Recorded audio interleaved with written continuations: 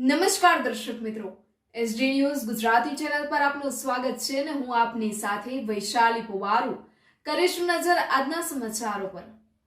સાબરકાંઠા તલોદથી તલોદ તાલુકાના સરપંચશ્રી અને તલાટી કમ મંત્રીઓનો ગ્રામ્ય પાણી પુરવઠા યોજના વિશે માહિતી માર્ગદર્શન વર્કશોપ ગુજરાત પાણી પુરવઠા બોર્ડ દ્વારા આયોજન કરવામાં આવ્યું હતું। હિંમતનગર અને વાસ્મો સાબરકાંઠાના સંયુક્ત ઉપક્રમે યોજવામાં આવ્યો હતો। સદર વર્કશોપમાં દરેક ગ્રામ પંચાયત દ્વારા ગામમાં પીવાના પાણીની સુવિધાઓ બાબતે આગામી સમયને અનુલક્ષીને લાંબા ગાળાનું આયોજન કરવાની, ગામની હયાત યોજનાઓનું યોગ્ય મરમ્મત અને નિભાવણી કરવામાં આવે, દરેક ગામ જૂથ પાણી પુરવઠા યોજના દ્વારા આપવામાં આવતા પાણીનો ઉપયોગ કરે અને ગામના વોટર વર્ક્સની જાળવણી અને સ્વચ્છતા તેમજ પાણી ગુણવત્તા બાબતે માહિતી માર્ગદર્શન આપવામાં આવ્યું હતું।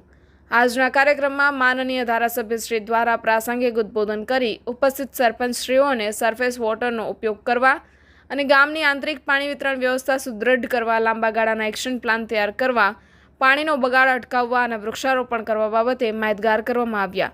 આજના કાર્યક્રમોમાં પ્રાંતિજ તલોદ વિધાનસભાના ધારાસભ્ય શ્રી માજી જિલ્લા સદસ્ય શ્રી નરેન્દ્રભાઈ પટેલ, કાર્યપાલક ઇજનેર શ્રી કીર્તિભાઈ પંચાલ સાહેબ, પ્રીતિબેન ચૌરોસી, ડીઆર બામણિયા સાહેબ, UGVCL Talod assistant manager Ramjibhai Bharwad, Jitubhai Chudasama, Bhargavbhai Bhatt, Sunnybhai Panchal, વાસ્મો સાબરકાંઠા તેમજ તાલુકાના નવનિયુક્ત સરપંચો અને તલાટી મંત્રીઓ ઉપસ્થિત રહ્યા હતા। ખૂબ મોટી સંખ્યામાં ભાઈઓ તથા બહેનો હાજર રહ્યા હતા। Reporter Paresh Sharma, SD news Gujarati, Talod, Sabarkantha.